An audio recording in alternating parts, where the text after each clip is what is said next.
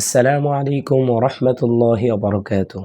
আজ আমি এমন একটি বিষয় নিয়ে কথা বলবো যা আমার আপনার প্রায় সবার জীবনের সাথে জড়িত। একবার নিজের স্ক্রিন টাইম দেখুন, প্রতিদিন 4 ঘন্টা, 6 ঘন্টা, হয়তো 8 ঘন্টা।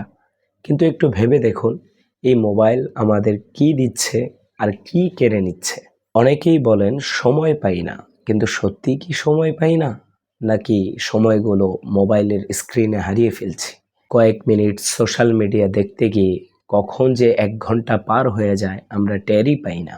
এরপর যখন আজান হয় আমরা বলি আরেকটু পরে নামাজ পড়ব।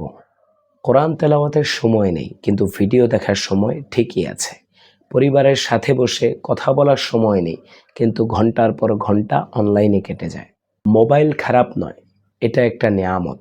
কিন্তু এই মোবাইলই যখন আল্লাহর স্মরণ থেকে দূরে নিয়ে যায়, তখন সেটাই আমাদের জন্য পরীক্ষা হয়ে দাঁড়ায়।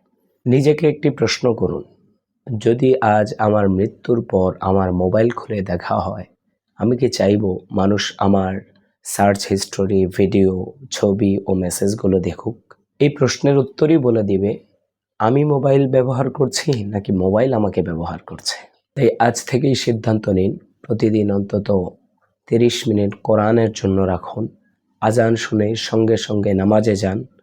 ঘুমের আগে অন্তত 15 মিনিট মোবাইল বন্ধ রেখে আল্লাহকে স্মরণ করুন।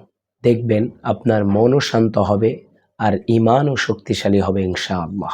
আল্লাহ তাআলা আমাদের সকলকে প্রযুক্তির সঠিক ব্যবহার করার তৌফিক দান করুন। আমিন। আসসালামু আলাইকুম।